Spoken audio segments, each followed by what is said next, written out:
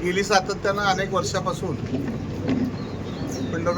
पंढरीच्या पांडुरंगाची आषाढी वारी ही मोठ्या भक्तिभावानं संबंध देशभरातून गोर गरीब सर्व वारकरी पायी चालत हजारो किलोमीटर पंढरपूरला पांडुरंगाच्या दर्शनासाठी येत असतात। अनेक दिंड्या ह्या सुद्धा या आपल्या सांगोला तालुक्यातून जातात। तर सध्या मुख्यमंत्री आरोग्य सहाय्यता एक कक्ष राज्याचे मुख्यमंत्र्यांनी या ठिकाणी चालू केलेला आहे। त्याच्या माध्यमातून आणि कैलासवासी आमदार काकासाहेब साळुंखे पाटीलच्या ट्रस्टच्या माध्यमातून या वर्षीपासून मोठी सेवा वारकऱ्यांसाठी रुजू करायचं आम्ही ठरवलेलं आहे।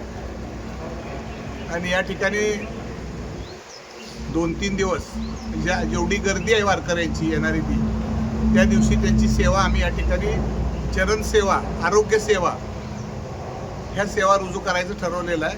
आणि त्या निमित्तानं या परिसरातल्या सगळ्या कार्यकर्त्यांची एक मोठी प्रमाणावर बैठक घेतली आणि 4-5 गावच्या सगळ्या सहकार्याने जे काय फराळाचं साहित्य असेल ते प्रत्येक गावाने एक दिवस घ्यायचं ठरवलेलं आहे। चरणसेवा करायला वारकऱ्यांच्या पायाची मसाज मॉलिश करायला 2-3 कॉलेजच्या विद्यार्थिनी आम्हाला या ठिकाणी मदत करणार आहेत। त्याचबरोबर मंडप असेल सगळं सेवाधारी मंडळी यामध्ये मोठ्या प्रमाणावर सहभागी झालेली आहेत। या सगळ्या गावातल्या नागरिकांनी भाविक भक्तांनी मोठ्या प्रमाणावर मदत करायचं या ठिकाणी आम्हाला मान्य केलेलं आहे आणि ट्रस्टच्या माध्यमातूनही आम्ही ही सेवा या ठिकाणी रुजू करणार आहे। तर याची एक बैठक या ठिकाणी पार पडली आणि हे मोठा संकल्प या ठिकाणी आम्ही राबवायचा ठरवलेला आहे। पांडुरंगाच्या आशीर्वादानं माऊलीच्या आशीर्वादानं निश्चितपणानं सांगोला तालुक्यातली ही सेवाधारी आमची आज पहिली ही आहे। आणि याच्या अगोदर गेली 25 वर्षापासून सांगोला तालुक्यातील पाचेगावला अशा पद्धतीची सेवा आम्ही सुरू केलेली होती आणि ती आज तागायत चालू आहे। आणि गेल्या 8 वर्षापूर्वी नवीन कन्सेप्ट पाचेगावला दीपक आबा साळुंखे पाटील ट्रस्टच्या माध्यमातून सुरू केला।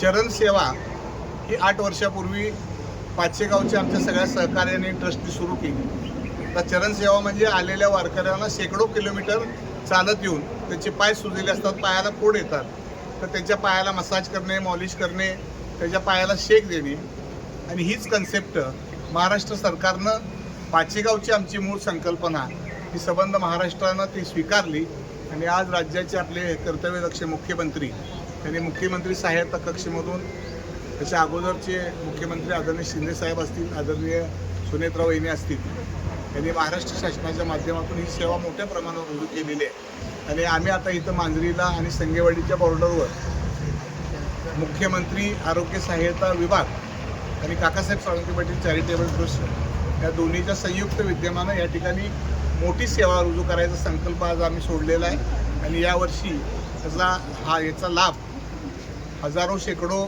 वारकऱ्यांना दिंडीतल्या गोरगरीब लोकांना निश्चितपणानं मिळेल आणि ती सेवा आमची राज्यात सगळ्यापेक्षा चांगल्या पद्धतीची चांगल्या दर्जाची असेल असाही संकल्प आम्ही सगळ्या कार्यकर्त्यांनी या ठिकाणी केलेला आहे। आणि एवढीच ही आज बैठक चांगली पार पडलेली आहे। आरोग्य सेवा असेल चरण सेवा असेल त्याचबरोबर वारकऱ्यांना जे काही लागणार आहे ते आमच्या परीने आम्ही द्यायचा निश्चितपणानं प्रयत्न करू।